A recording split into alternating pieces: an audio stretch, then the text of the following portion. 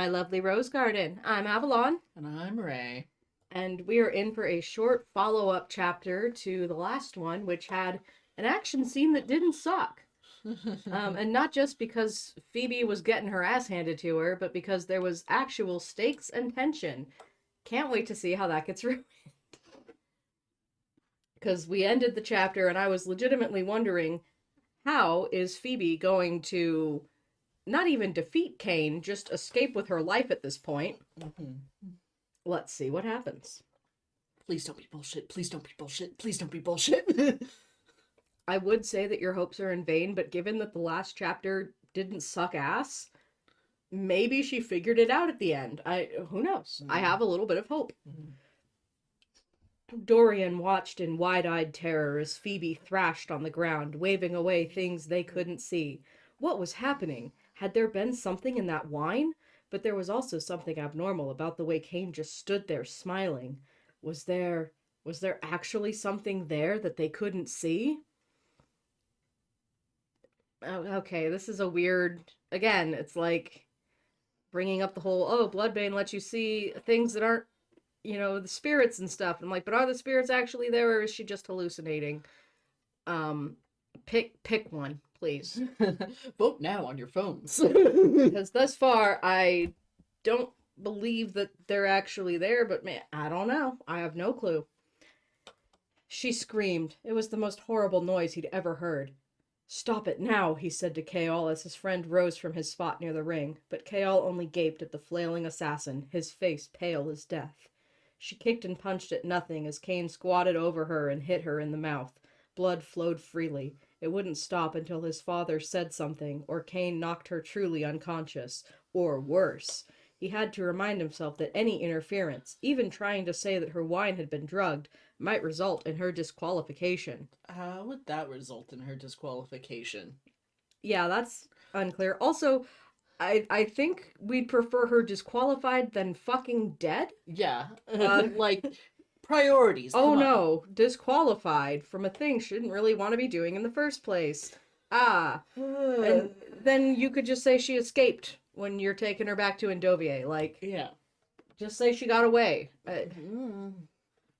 She crawled away from Cain, her blood and saliva pooling onto the ground. Someone stepped beside Dorian, and from her intake of breath, he knew it was Nehemia. She said something in Elway, which we won't have here so that we can get a sense of what the Elway language sounds like. We're just going to say something in Elway, and walked to the very edge of the ring. Tucked close to the folds of her cloak, nearly concealed there, her fingers were rapidly moving, tracing symbols in the air. Cain stalked to where Phoebe panted, her face white and red. She eased herself into a kneeling position and stared without seeing at the ring, at everyone, at something beyond them perhaps. She was waiting for him to kill her. I do like that Nehemia is stepping up, maybe doing some magic here. That could have consequences, but I will not be mad if Nehemia is the one who saves her from getting killed. Yeah. But Nehemia's allowed to do that. But also at the same time, so Dorian's not allowed to call a pause to this. Cain is just able to just kill her in this fight. But Nehemia can just stand over there clearly doing, magic. I guess in plain view of everyone. I'm guessing it's, tucked close to the folds of her cloak and nearly concealed. So he can only see because he's right next to her. No one else would probably see what she's doing. So it's not that badly written. I still think that as her champion, Dorian should be able to withdraw her. Yeah.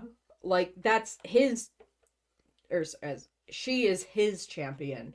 She's the one that he is sponsoring. He should be able to withdraw. Yeah. If he's okay, that's enough. I concede.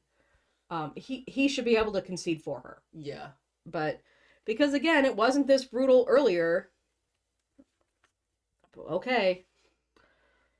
Kneeling on the ground. Oh, sorry. POV switch tilde.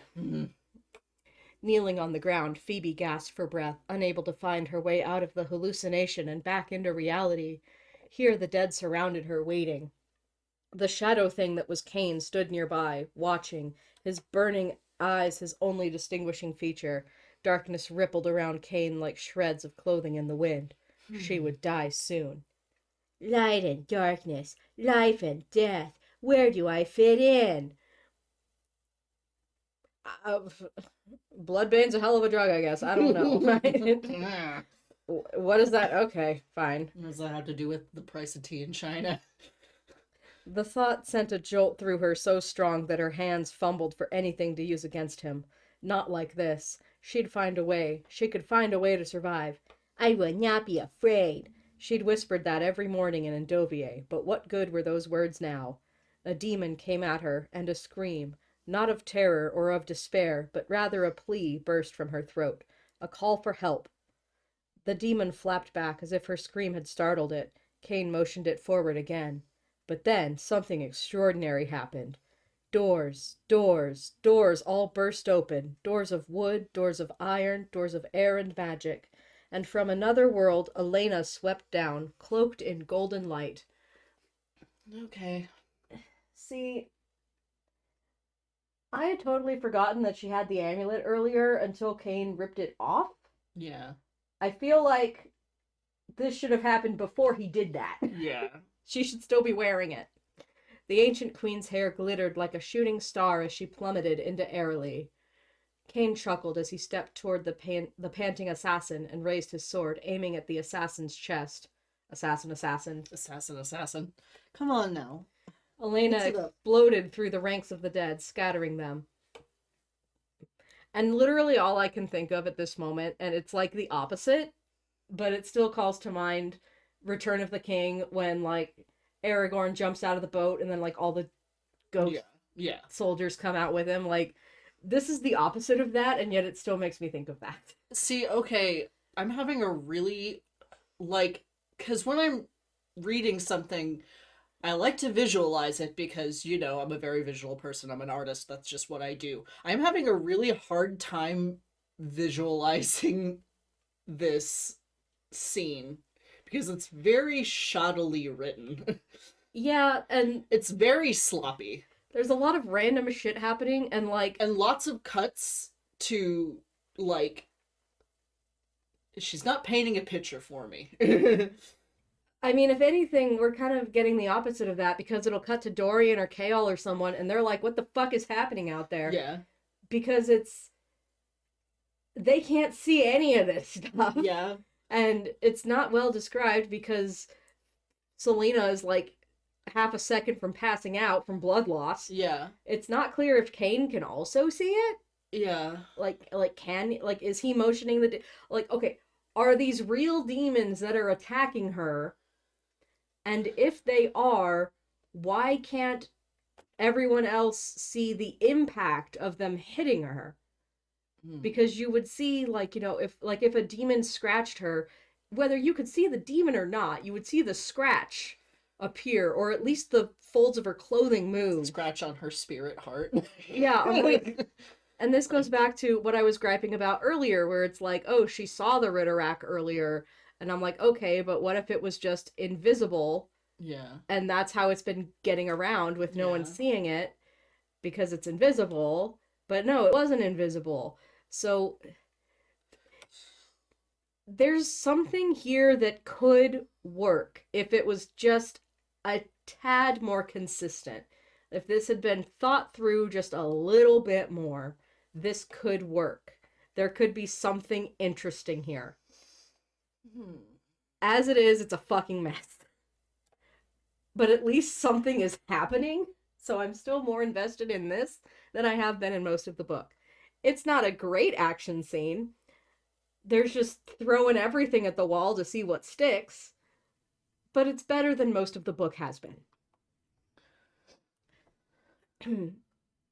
A gust of wind slammed into Cain so hard he was sent sprawling to the ground, his sword flying across the veranda.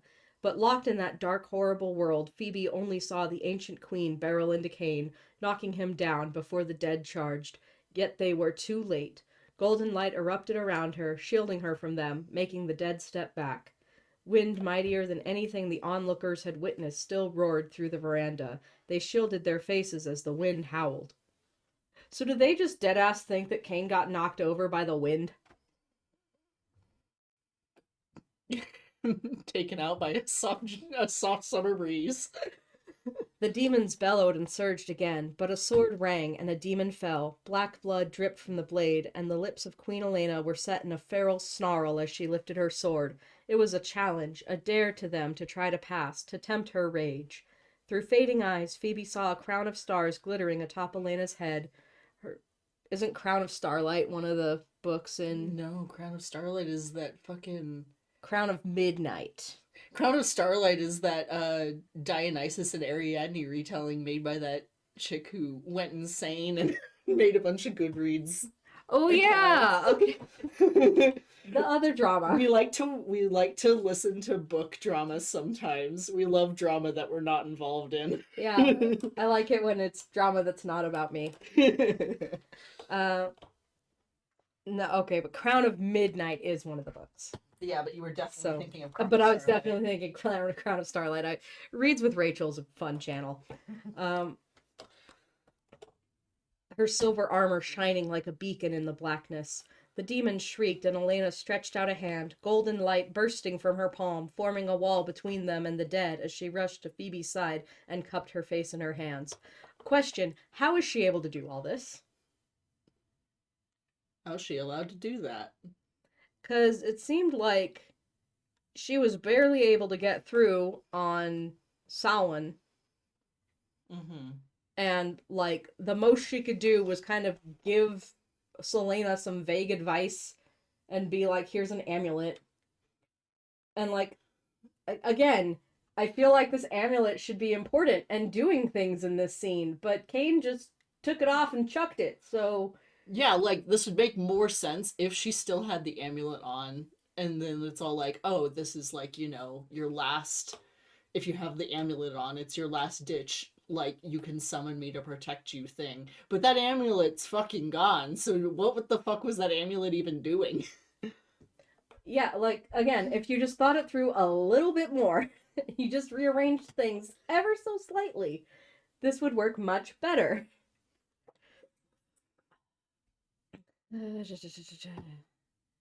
I cannot protect you, whispered the queen. Bullshit! Her skin glowing. That's what you've been doing. Her face was different, too, sharper and more beautiful, her fey heritage.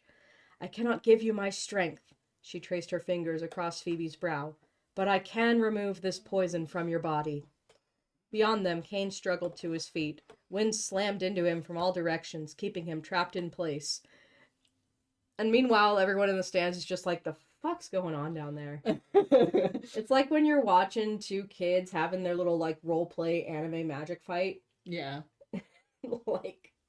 Yeah. From the far end of the veranda, a gust of wind sent the head of the staff rolling in her direction. It clattered to a stop, still a few tantalizing feet away. Elena put a hand on Phoebe's forehead. Take it, said the queen. Phoebe strained to reach the remnant of the staff, her vision flashing between the sunny veranda and the endless dark. Her shoulder shifted slightly, and she stifled her scream of pain. At last she felt the smooth carved wood, but also the pain from her aching fingers. Once the poison is gone, you will not see me. You will not see the demons, said the queen, sketching marks on Phoebe's brow. Cain looked to the king as he retrieved his sword. The king nodded. Okay. King's just like, okay. King's like, all right. I mean, I guess he plans to kill her, and I guess the king's fine with that, even though he straight up said earlier that you don't need to kill your opponent, and you're not supposed to. Yeah. Elena held Phoebe's face in her hands. Do not be afraid. Beyond the golden wall of light, the dead shrieked and moaned Phoebe's name. But then Cain, bearing the shadowy, dark thing that dwelled inside him, stepped through the wall as if it were nothing, shattering it completely. Petty tricks, your majesty, Cain said to Elena. Just petty tricks. So he can see Elena too. The fuck is happening? Am I on drugs? Did I drink the wine? Maybe. Maybe the real lesson was the drugs we all took along the way. Elena was on her feet in an instant. I just want to be done with this. I want to be done with this book and doing Cinderella Boy instead. Blocking Cain's path to Phoebe, shadows rippled along the edges of his form, and his ember-like eyes flared. Cain's attention was on Phoebe as he said, You were brought here, all of you were. All the players in an unfinished game, my friends, he gestured to the dead, have told me so. Be gone, Elena barked, forming a symbol with her fingers. A bright blue light burst from her hands. She literally did the fucking jutsu. Naruto jutsu. She Naruto jutsu'd at him. It really is an anime fight. Cain howled as it bit into him, the light slashing his shadow body into ribbons. Then it was gone, leaving the swirling crowd of dead and damned, and Elena still before them. They charged, but she blasted them back with that golden shield, panting through her gritted teeth. Elena then dropped with the Kamehameha. She spirit bombed his ass. No, Spirit Bomb takes forever to charge, like 2 episodes at least. Minimum. Minimum. Elena then dropped to her knees and grabbed Phoebe by the shoulders. God, we're almost done with this chapter. The poison is almost gone, Elena said. The world grew less dark. Phoebe could see cracks of sunlight. Phoebe nodded, pain replacing panic. She could feel the coldness of winter, feel her aching leg and the warm stickiness of her own blood all over her body. Why was Elena here, and what was Nehemia doing at the edge of the circle, her hands moving about so strangely? She was also fucking Naruto jutsuing. Well, and she could also see. Yeah, so did Nehemia summon Elena? Like, what the fuck happened here? But I'm more just all like, okay, so Nehemia isn't doing this as, like, covertly as previously stated, because if fucking Phoebe and all of her fucked up what the fuck is going on, like, you know, her face is bleeding and shit. She can see Nehemia doing her little Naruto jutsu over there, so I refuse to believe that someone in the crowd isn't like, hey, what's she doing? Once again, SJM has defeated herself. Stand, Elena said. She was becoming translucent. Her hands drifted from Phoebe's cheeks, and a white light filled the sky. The poison left Phoebe's body. Because that's just something Elena can do, I guess. So Elena can show up, banish... Okay, but are the demons gone? Or are they still there, and now she just can't see them? Maybe drinking the poison and, like, thinning her specific, like, disconnection from the other realms or whatever allowed the demons to also hurt her? Maybe it's like I'm trying to follow this to something that might make a modicum of sense. Like it's kind of causing you to cross over into their plane of existence, so that they can hurt you. Yeah, but then once you're out of their, they can't. Maybe they're there on their plane of existence, but you no longer are. Like, so they can't touch you. He's not able to summon the knick-knack paddywhack into that world. So, like, obviously during the fight, so they've got to, like, sort of send her over there a little bit. Yeah. I don't know. My guess is as good as yours. I mean, it makes as much sense as it's gonna make. If that was SJM's intention or not remains to be seen. I'm really hoping we get some kind of fucking explanation for what all that was in the denouement. But I'm not hopeful. I doubt it. Whatever. God, I just want this over with. Cain, once again a man of flesh and blood, walked over to the sprawled assassin. Pain, pain, pain. Pain from her leg, from her head, from her shoulder and arm and ribs. Stand, Elena whispered again, and was gone. The world appeared. Cain was close, not a trace of shadow around him. Phoebe lifted the jagged remnant of the staff in her hand. Her gaze cleared. And so, struggling and shaking, Phoebe stood. That felt like such a side quest of a... That really was just here to make this fight longer. And be like, oh, she got over her poisoning. Magically, and I'm like, what was the fucking point of... Because I feel like the fight didn't even really continue here. It really was a Dragon Ball Z, they're charging the Spirit Bomb episode, where they're just... no one's really doing anything. Yeah, like, as far as the crowd is aware, they're just kind of standing there. Yeah. Like, Elena came in to buy Phoebe some time. I mean, but again, it's... I wish I was reading Del Toro Quest. Killed you with that one. Yeah. Because in Del Toro Quest, there's an actual gem for that. Anyway, short episode, short chapter. Hopefully the fight actually continues in the next one and we can be fucking done with this book soon. We're gonna go watch Superman. Bye.